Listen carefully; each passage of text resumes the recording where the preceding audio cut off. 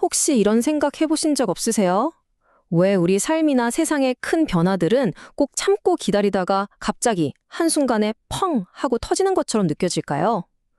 오늘 바로 그 비밀의 순간, 임계점에 대해 한번 제대로 파헤쳐 보겠습니다. 자, 이걸 한번 상상해 보세요. 99도씨 물이 있습니다. 뭐 그냥 뜨거운 물이죠. 그런데 여기에 딱 1도만 더하면 어떻게 되죠? 바로 100도씨가 되는 순간 액체였던 물이 부글부글 끓어오르면서 완전히 다른 상태, 그러니까 기체인 수증기로 변해버립니다. 바로 이 극적인 변화가 일어나는 지점, 이걸 우리가 임계점이라고 부르는 겁니다. 이게 단순히 과학 시간에만 나오는 개념이 아니라는 게 정말 흥미로운데요. 놀랍게도 우리 인간의 행동이나 여러 사회 현상에도 이 원리가 그대로 적용되거든요. 자, 그럼 첫 번째로 이 임계점이라는 게 우리 개인의 삶, 특히 새로운 습관을 만드는 과정에서 어떻게 작용하는지부터 한번 들여다볼까요? 영국의 유니버시티 컬리지 런던에서 연구를 해봤더니 우리가 어떤 새로운 행동을 시작해서 이게 완전히 내 것이 됐다. 그러니까 의식하지 않아도 자동적으로 하게 되기까지 평균적으로 66일이 걸린다고 합니다.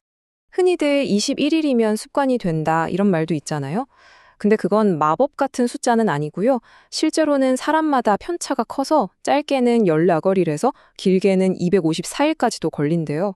근데 진짜 중요한 건 뭐냐면 평균적으로 2달 정도 꾸준히 하다 보면 어느 순간 바로 그 임계점을 넘어서게 된다는 거죠. 우리 뇌에 새로운 길이 딱 생기는 거예요. 그러면 더 이상 해야 되는데 하고 애쓰지 않아도 아주 자연스럽게 그 행동을 하게 되는 겁니다.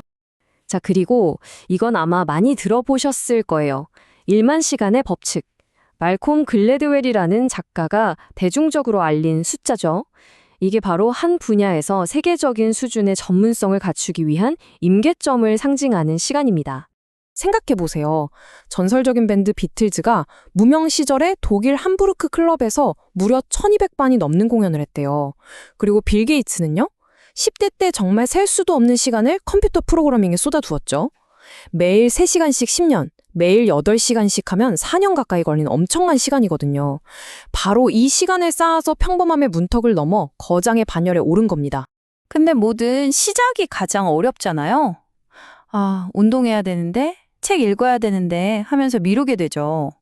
이럴 때 생산성 전문가 제임스 클리어가 아주 기가 막힌 해법을 제시합니다. 바로 2분 규칙이에요. 예를 들어 책 한 권 다 읽기가 목표라면 너무 막막하잖아요. 이걸 그냥 딱 한 페이지만 읽기로 바꾸는 거예요. 2분이면 충분하죠. 이렇게 시작하는 것 자체를 거절할 수 없을 만큼 아주 쉽게 만드는 겁니다. 왜냐? 가장 넘기 힘든 임계점이 사실은 바로 그 시작이라는 첫 단추를 꿰는 순간이기 때문입니다. 자, 지금까지는 우리 내면의 변화에 대해 이야기했는데요. 이제 시야를 좀 더 넓혀볼게요. 이 임계점이라는 개념이 우리 개인을 넘어서서 우리가 사는 이 세상에 어떤 거대한 변화를 만들어내는지 한번 살펴보겠습니다. 마하트마 간디가 이런 말을 남겼습니다. 정말 멋진 말이죠. 아주 작고 연약한 눈송이 하나하나는 별거 아니지만 그게 모이고 쌓여서 거대한 눈사태를 만드는 것처럼 작은 개인의 행동들이 쌓이면 누구도 막을 수 없는 거대한 힘이 될 수 있다는 걸 완벽하게 보여주는 비유입니다. 자, 그럼 그 뭉치는 힘은 어느 정도여야 할까요? 하버드 대학교의 에리카 체너웨스라는 연구원이 정말 놀라운 사실을 발견했어요. 한 사회에 아주 중대한 정치적 변화를 이끌어내기 위해 필요한 사람의 수가 전체 인구의 단 3.5%면 충분하다는 겁니다. 이게 그냥 이론이 아닙니다. 역사적으로 증명됐어요. 1986년 필리핀에서 마르코스 독재 정권을 무너뜨린 피플 파워 혁명. 1989년 베를린 장벽 붕괴의 기폭제가 됐던 동독의 월요 시위. 그리고 2000년에 세르비아의 밀로셰비치 정권을 끝낸 비폭력 저항까지. 이 모든 사례에서 인구의 3.5%가 적극적으로 그리고 꾸준히 저항하자 결국 정권이 무너졌습니다. 그 어떤 정부도 이 3.5%라는 임계점을 버텨내지 못한 거죠. 혹시 이런 경험 있으세요? 처음엔 정말 가족 같고 분위기 좋았던 회사가 점점 커지면서 뭔가 예전 같지 않게 변하는 거요? 왜 그럴까요? 여기에도 아주 흥미로운 임계점이 숨어 있습니다. 바로 150이라는 숫자입니다. 인류학자 로빈 던바가 발견해서 던바의 수라고도 불리는데요. 이게 우리 인간의 뇌가 안정적으로, 그러니까 서로 얼굴과 이름을 기억하고 제대로 된 관계를 유지할 수 있는 최대 인원이라고 해요.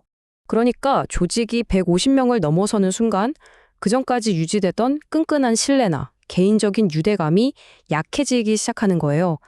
그때부터는 공식적인 규칙이나 직급 같은 위계 질서가 필요해지는 거죠. 실제로 어떤 회사들은 일부러 공장이나 지사의 규모를 150명 이하로 유지하기도 한대요. 이게 고대 로마 군대부터 현대 공동체까지 수많은 조직이 너무 커지면 스스로 분리되는 이유를 아주 명쾌하게 설명해 줍니다. 이번엔 마케팅 분야로 가볼까요? 여기에도 아주 오랫동안 전해져 내려오는 고전적인 임계점이 하나 있습니다. 바로 7의 법칙입니다. 이게 뭐냐면요.